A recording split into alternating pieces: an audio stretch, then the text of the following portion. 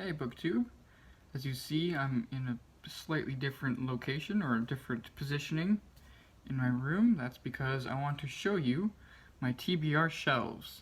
So I started a library tour about, I don't know, a week or so ago. That is different from this video. This video is actually me showing my TBR shelves. So I have my that whole setup of those bookshelves still there. Those are books that I just have on my shelves that most of them I have not read. The books that I brought along with me and that you see in my newer videos where I have that one bookcase in the corner, those are books that I took for my TBR. Books that I are very interested in reading and that I would like to read sometime soon, just as a bunch of options for my TBR. So that's what these shelves are, and I'm going to start with one shelf, and I would like to just go through them all and show them to you. In multiple videos. This will be the top shelf.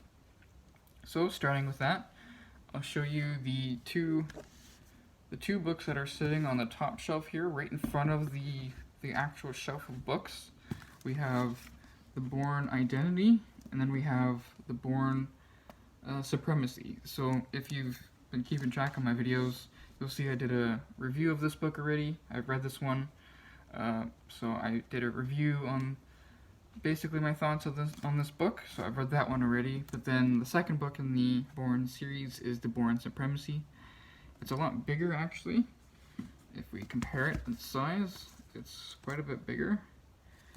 And this one is a lot more better shaped and you see the author there. So this is an option for my TBR. It's one of the very few thrillers that I own, or at least own and haven't read. So we'll see if I get to that. And then we're going to go through a lot of classics. So this shelf is classic heavy, and I'll show them to you. I'm going to start from the right to the left. So then we're going to start off with Jonathan Swift. This is the Gulliver's Travels.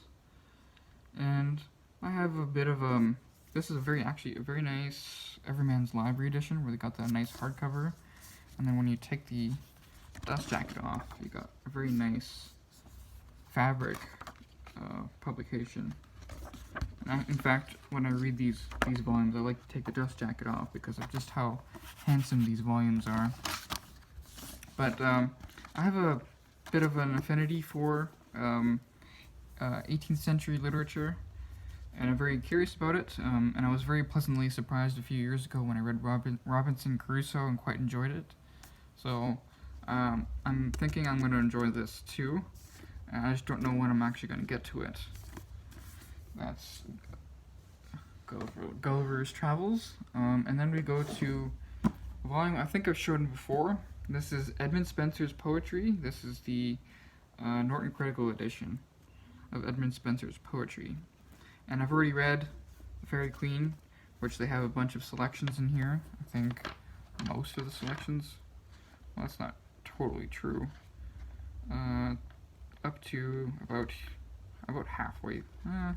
This whole front is Edmund Spencer's Fairy Queen.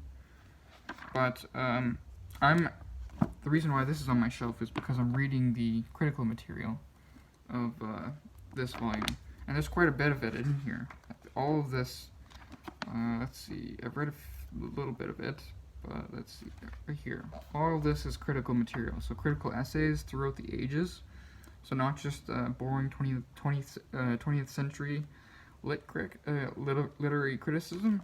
This is a lot of reflections from all through the ages, over reactions from hundreds of years. So that's why this is on my shelf. And I just find it quite refreshing to read people writing about the Fairy Queen.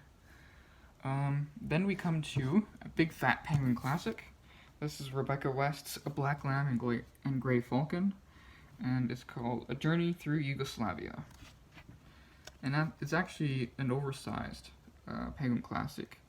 I want to show you, but I have some other penguin classics that let's do that. Penguin classic. So we see this regular penguin classic here. This one is taller and wider. So This is just her big fat book. It's technically travel writing, but I don't really know how to characterize it. But it's been strongly recommended by Steve Donahue, and I've heard a lot of great things about this book and how great of a writer she really is. So I'm hoping that I can get to it soon. Though I can't say that this is number one on my radar, but it's here just in case I get the mood to pick it up and give it a try. And then we move on to Alexander Dumas, The Count of Monte Cristo. And I gotta say, yeah, this is the big fat volume. This is translated with an introduction by Robin Buss, and this is translated in 1996. This is the first main translation of this book in over 100 years because it's so big. So any other edition other than the Penguin Classic edition will be either a very old translation or a revised edition of an old translation. This is the only complete new translation that's in print, for at least to my knowledge. But this book has been haunting my TBR for some time. For the longest while, I would choose two big fat books, like really big books, to read during my summer when I was finished with the school semester, and I would, because I had about 4 months off, and I would take that time to do a lot of extra reading, and that would include choosing chunksters like this. And this has always been one that I've chosen for at least the past 2 or 3 years, but then I never get to it. I always end up migrating to a different classic, a big chunkster, or a different chunkster instead. And I feel kind of bad about that. So it's still sitting on my TBR shelf and just haunting me, calling my name. So we'll see if I get to that this year. And then we got a few more Penguin classics. We got Hannah Arendt, Eichmann in Jerusalem, A Report on the Banality of Evil.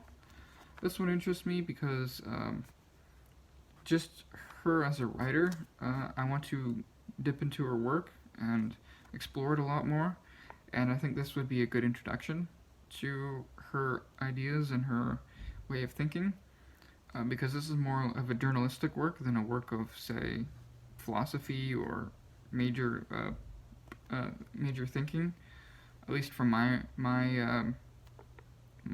impression of this work. I do own some of her other volumes. I have an ebook of her, was it Human Condition, and then I have a paperback of, Origins of Totalitarianism. So, I got this one. It's a short work. I don't think it's that long. Actually, yeah, it's almost 300 pages, which is a bit longer than I thought. But, anyways, there's that book. And then we get into Hard Times by Charles Dickens. And I've always been meaning to read more Dickens. But I just never get around to it because I always find something more interesting to read. I've read only one Dickens. I've read The Great Expectations, or Great Expectations, and this I want to be my next one because I'm just not ready to read any of his thicker books yet. So I don't know if I hope to get around to this. Maybe I'll read this month for Victober, but I don't usually do a lot of booktube event reading, though sometimes I would like to. But that's a video for another time. So Hard Times by Charles Dickens, and then we get to Ivan Turgenev, Fathers and Sons. This has also been a book that's been on my TBR for quite some time, because especially now, because I've been collecting translations of this work. This is the newest translation that I have, but I also have the Oxford translation, and then I have an older paperback from, I think, the 60s of a different translation too. So once I read this one, and if I see if I like it, I think I will like this one. It's very short, it's 200 pages, but the whole, I'm very intrigued by the whole premise of this book. And then we get to one more Penguin Classic, at least for now. Not the last Penguin Classic on the shelf, but you'll see what I mean. This is Crime and Punishment by Dostoevsky, and this is translated by David McDuff. And I've read Crime and Punishment before, but not in this translation. I've read it in the Signet Classics translation. Was it Sydney something? I forget the last name of the, but it's a 60s translation, and this translation is from the 90s, so 1991. So, hopefully I'll read this year. There's a chance I might read this as a buddy read this year yet, and then hopefully, I haven't read it since high school, and I'm really looking forward to it, because I still remember a lot from when I read it in high school, which is somewhat unusual for me. Sometimes I tend to just completely forget a book, especially one that I read in high school. But that book really did kind of imprint in my mind a bit more than books usually tend to do. So this one's been sitting on my mind for quite some time. And then we move on to more Dostoevsky. We got Devils. This is translated by Michael Kratz. And again, I've been wanting to read some more Dostoevsky. So if I don't end up, or if I do reread Crime and Punishment, I still would like to read some of his other novels I have not read. I've only read the two. I've only read The Brothers Karamazov, and I've read Crime and Punishment, but I have not read any of his other work. And so I'll have this translation sitting and ready to go. And I'm not entirely sure why I haven't dug into this one yet, but maybe I will this year. Maybe I'll be hitting a vein of Dostoevsky if I end up rereading Crime and Punishment. And then we have Victor Hugo, Notre Dame de Paris, or also known as The Hunchback of Notre Dame. This is translated by Albin Krailsheimer. I don't know if I butchered that name, but maybe you can tell. Anyways, this is a famous story. It's one of Victor Hugo's most famous works. I've heard that this translation is really, really well done.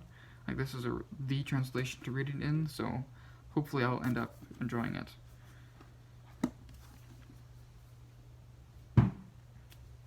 Okay, next we come up to Kidnapped by Robert Louis Stevenson, and you can see how much I paid for it on that sticker there, because if I move the sticker, it's going to leave a sticky residue that I don't feel like cleaning off, so might as well just stay there. And got a distinctly blue cover on the back, which doesn't go along with the rest of the design, but it's one of Robert Louis Stevenson's books that is usually considered like a boys' adventure novel. I've read his Treasure Island, which was fairly entertaining. I wasn't blown away by it, but hopefully I can read this one too. I can actually read this for Victober if I wanted to, because it would fit. So maybe I can avoid Dickens for a little bit longer. And then this next one would also fit for Victober, much to my surprise. This is The Princess and the Goblin and The Princess and the Curdy by George MacDonald. I'm not a fan of that cover there, but nonetheless, this is one of the more famous works by the Scottish author, George MacDonald. And I've read one of his works before, which was fairly interesting. I think you would have... no, you wouldn't have seen it on my library tour yet. But C.S. Lewis loved this tale, so I've been reading a lot of... I've occasionally read books that C.S. Lewis was a fan of. And this is another one in that line. So these are more children's tales. Princess and the Goblin, and the sequel is there as well. They're very short, and I quite like reading children's literature from this period of time, like Victorian to early 20th century. And then we get into a vein of, or no, before we do that, I'm going to show this one here. This is The Seven Pillars of Wisdom by Lawrence of Arabia.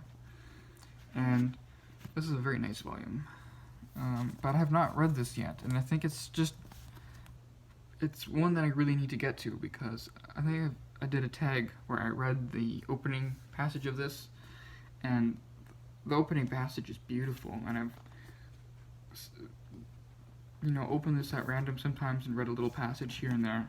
And it just seems right up my alley, but for some reason, it's not even the length that bothers me. It's not even that long. Okay, it's over 600, almost 700 pages, but that doesn't scare me at all. I mean, I've got thicker books on my shelf that we've already seen. I'm looking at you, Dua.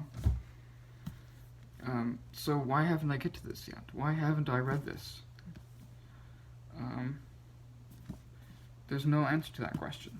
So maybe I just need to sit down and read it, but I can't do it right now because I've already got other books that I'm reading, so this will have to wait a little bit longer. And then we get to my Greek literature section, which is very much on my immediate TBR. So we're going to start off, let's start off with a drama. First off, we start off with a Bantam classic, Mass Market. This is Greek drama. This is edited with an introduction by Moses Hadas. And it's exactly what it says it is. It's a collection of plays by Aeschylus, Sophocles, Euripides, and Aristophanes.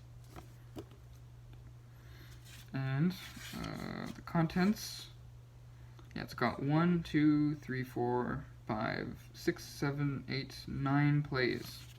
9 plays in there. If you can see the table of contents, I'm not going to read them out because we're going to see a lot of these plays right after I show you this book. As you see here, I got 2 volumes, Penguin Classic volumes by Aristophanes. This volume here, the bigger volume, as you see, they're different sizes.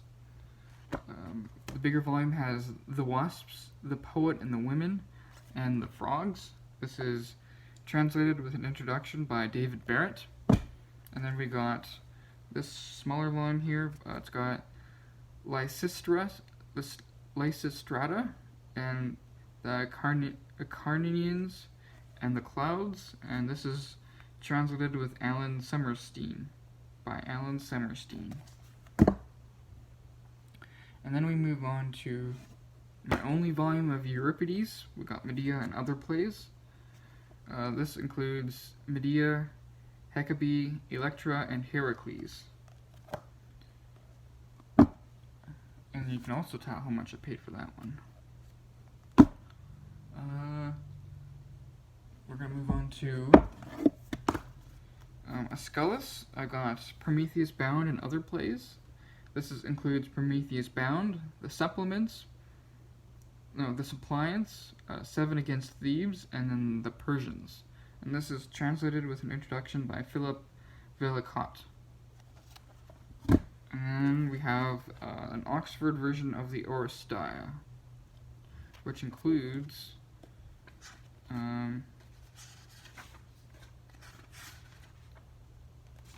come on, where's the table of contents here?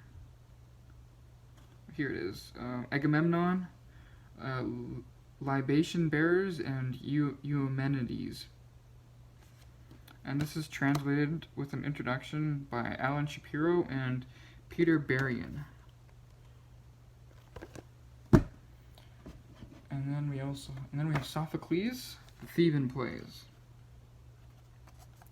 And this has King Oedipus at Colonus, and then Antigone. And this is translated with an introduction by E.F. Watling. And then last for the playwrights, I have Greek Tragedies Volume 1 and 2 from Chicago University Press. And this is edited by David Green and Richard Lattimore, and then they're the translators for the plays as well. And I'm not sure what the rationale for these are, but they are rather scattershot with their plays here, because they got two plays by Aeschylus in this volume, and then one in this volume. They've got 2 plays by Sophocles in this volume, 1 in this volume, and then they've got 1 by Euripides in this volume, and then 3 in this volume. So I'm not sure the rationale of the ordering. Maybe if I read the introduction, they'll explain that to me. And then the next 3 are philosophy. We got the Poetics by Aristotle, little thin thing. And this one is translated with an introduction and notes by Malcolm Heath. And then we got the Politics of Aristotle, edited and translated by Ernest Barker. The interesting thing about this volume, which I've explored a little bit, is that not only does it have a ton of notes, but he actually goes out of his way to translate relevant sections from other works of Aristotle that are relevant to whatever Aristotle discusses in this work. I don't know if I could find an example offhand, but yeah, that's Politics. And then last but not least, we got 2 volumes of the same work. We got the Nicomachean Ethics. This is the 2nd edition of the Hackett version, so translated with an introduction and notes by Terence Irwin. And then we have the Nicomachean Ethics from the Oxford line, and this is translated by David Ross, revised with an introduction and notes by Leslie Brown. So 2 different versions here. And I actually have the Penguin version of the Nicomachean Ethics back at home, so that's those. And that's it for my very first TBR shelf. It's a lot of moving parts. That's why I have a whole bookcase here of potential TBR. The ones I can say that are the main ones are those Greek classics. Those I intend to go through sooner rather than later. The rest are more just an array of options if I want to go to them. And then we'll do shelf number 2 some other time. So we'll see you then. Thanks.